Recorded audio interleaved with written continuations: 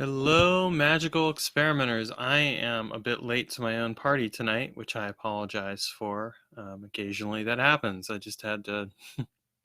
I ended up leaving work later today, and I had stuff that consequently cascaded down. I had to do other stuff, so it just sort of became a later thing. So tonight I'm going to discuss the principles of small actions lead to big changes, and I want to share as well how that applies to magical practice. So what do I mean by this notion of small actions lead to big changes? Well, what I mean is this.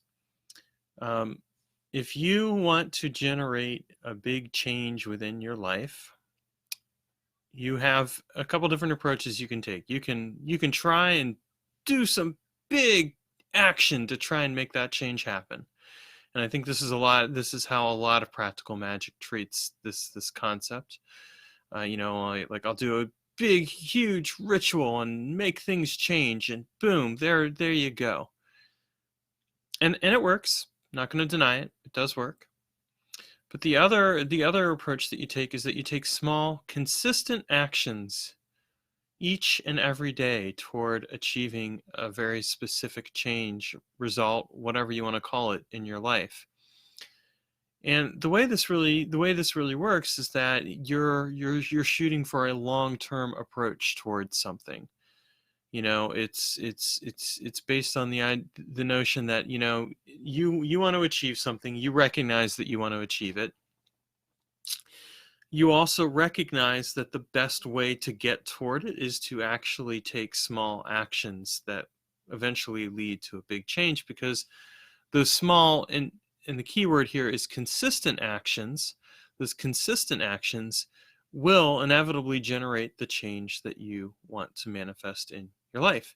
And some people would say, well, that's great, Taylor, but isn't the whole point of magic, practical magic, to go about getting me a result when I need it, instead of having to take this route of small changes? And in some fairness, they have a good point. There is a fair amount of magical work, practical magical work, that works that way. You do some sex magic, or you do something else, and you generate all this energy and effort toward manifesting a huge change, and it comes along. And more power to you. I've done rituals like that, magical workings, and they do work. Um, so why would I advocate then for this concept of small actions, small consistent actions lead to big change? And the reason I would advocate for this is because it's something that I've applied to my life, and I found it to be more meaningful and to lead to a richer and deeper transformation. I've applied it not just in my magical work, but also in my mundane life. My small consistent actions in my mundane life, for example, are sometimes focused around things I can do better at my job, or things I can do better at in regards to writing.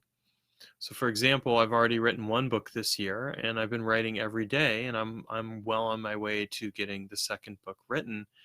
And I know that, I'll have that book done by the end of February. Now that's basically one book a month. I started writing The Secret Missions of the Zombie Apocalypse Call Center, my newest fiction book that's going to be coming out soon. I started writing that in December, at the end of December, and I wrote every single day. And toward the end of January, that's when I wrapped up that book. And then I started writing the new book that I'm working on now. And I've been writing every single day, and I'm already about almost halfway through that book, because I'm writing every day. And so this is a small change. And it is a small change. It's not like I spend half my day writing. I mean, I basically get writing in when and where I can. If I'm lucky, I maybe get an hour, 2 hours max of writing time. But the fact that I'm consistently taking this action to write is nonetheless generating this change where I'm publishing a book. And then the change that's coming out of the books is that as I write more books and publish more books and become more well known, and to people both in the nonfiction and the fiction, well, this is also generating more income, which is also generating a desired result that down the line, will manifest, which is that I won't be working at a day job anymore, because I'll be generating enough income from my writing that I won't need to. Now, some people might say, well, why not just do a huge magical ritual for that purpose? And the answer to that would be, well, I can do a huge magical ritual for that purpose, but not every single change is automatically going to be generated just like that. You are working with what you have access to. For me, what I've really been engaged, the last couple of years in the sphere of artwork, and this is small daily actions. I do my daily ritual each day, and then afterwards, what I do is I do my meditation, and this is all for the purposes of working with this stuff. And what I'm finding is that it's generating more and more change. It's like a flywheel. It's continually generating current and motion. If you read like some really good business books, like From Good to Better, or stuff like that, or From Good to Great, actually. Good to Great is the book by Jim Collins. This is a good example. He talks about the flywheel phenomenon with businesses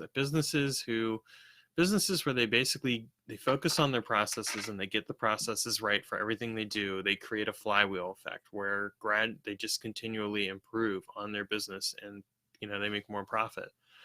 And we can apply this same concept to our own lives. We figure out those small actions that we need to take, and then what we do is we take them each and every day.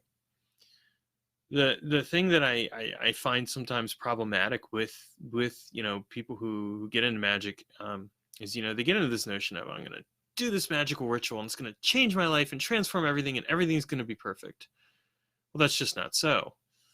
I'm not saying that magic can't generate great, amazing changes. It certainly can. It has in my life. It has in other people's lives. But I think that what people don't always realize is that there is something to be said for consistent effort toward that. Like, let's say you go and you do a magical working to change your money situation, and all of a sudden you get a ton of money. If you haven't done the necessary groundwork for preparing yourself for how you're going to handle that money will go right out of your life. And that's just the truth. I mean, you don't believe me, take some time to look up research around lottery winners. They haven't necessarily used magic to win the lottery, but when they've won the lottery, they haven't been able to handle the sudden change of their life because it's too big, and they haven't been doing anything that would consistently create that change. They typically are in a worse place within a couple of years after they've won the lottery than they were before, because they've wasted all that money. They didn't know how to wrap their heads around it or what to do with it. The same thing really is true of any change in our lives. We can say, okay, I want to manifest this big change in my life, this big result. Great. Are you ready for it? Are you prepared for it? One of the things that I sometimes see with people who go for those big changes that is, like they want it to happen all at once, a lot of times they aren't prepared for it. They haven't thought out like what they're going to do. Whereas this concept of small actions leads to big changes actually really helps you, because if you're consistently working towards something and you're consistently applying magic towards something, here's what happens. The magic expedites the process. And I know this because I look at where I was even like a year ago and compared to where I am now, and I'm in a much better place, in terms of reaching my goal than I was a year ago. And I was doing pretty good a year ago. So the magic expedites that process and makes things happen even quicker in my experience.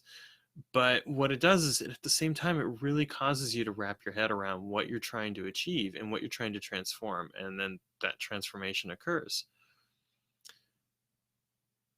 And so this is like a huge important thing to kind of consider, is that like how you show up with your magical work and your life in general is dictated in part by like how you prepare yourself for the changes that you're trying to manifest.